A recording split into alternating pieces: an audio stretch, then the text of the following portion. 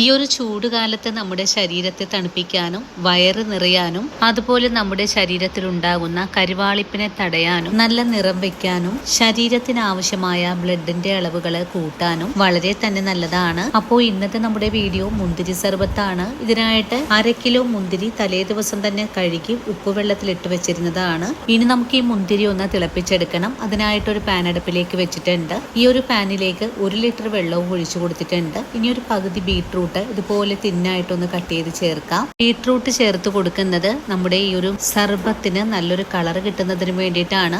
വെള്ളം തിളച്ചു തുടങ്ങിയാൽ കഴുകി വൃത്തിയാക്കി വെച്ചിരിക്കുന്ന മുന്തിരി ചേർക്കാം. തിളച്ച വെള്ളത്തിലേക്ക് മുന്തിരി ചേർത്ത് കൊടുക്കുമ്പോൾ ഇതിന്റെ തോലെല്ലാം പെട്ടെന്ന് തന്നെ പൊട്ടി തുടങ്ങും. ഈ ഒരു സമയത്ത് ഇതിലേക്ക് ഞാൻ ഒരു നുള്ളുപ്പും 100 ഗ്രാം അളവില് പഞ്ചസാര കൂടെ ചേർക്കുന്നുണ്ട്. പഞ്ചസാര കൂടെ ചേർത്ത് ഒന്നുകൂടി ഇളക്കി വന്നപ്പോഴേക്കും മുന്തിരി സർബത്തിന്റെ സിറപ്പൊക്കെ ഇവിടെ നല്ല പോലെ തന്നെ തിളച്ചു വന്നിട്ടുണ്ട്.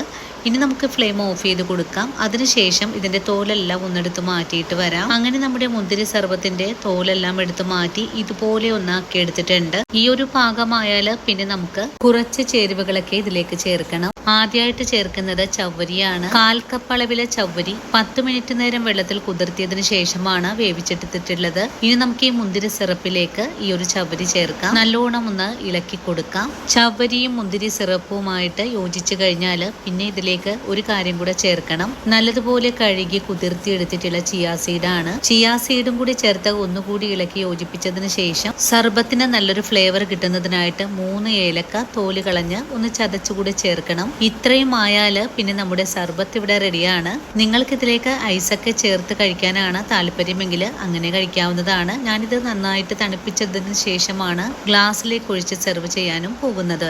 അങ്ങനെ വളരെ ടേസ്റ്റി ആയിട്ടുള്ളതും ആർക്കും എളുപ്പത്തിൽ ഉണ്ടാക്കിയെടുക്കാനും പറ്റിയ മുന്തിരി സർബത്ത് ഇവിടെ റെഡിയാണ്. ഈ ഒരു ചൂട് കാലത്ത് എല്ലാവരും ഇതുപോലെ ഒന്ന് തയ്യാറാക്കി കഴിക്കണേ. തയ്യാറാക്കി നോക്കുമ്പോൾ നിങ്ങൾക്ക് ഈ സർബത്തിന്റെ സ്വാദ് ഇഷ്ടപ്പെടുവാണെങ്കിൽ ചേച്ചി ഒന്ന് സപ്പോർട്ട് ചെയ്യാൻ മറക്കല്ലേ. അതുപോലെ വീഡിയോ കാണുമ്പോൾ തന്നെ നിങ്ങളുടെ വിലയേറിയ ലൈക്ക് തരാനും മറക്കരുത്.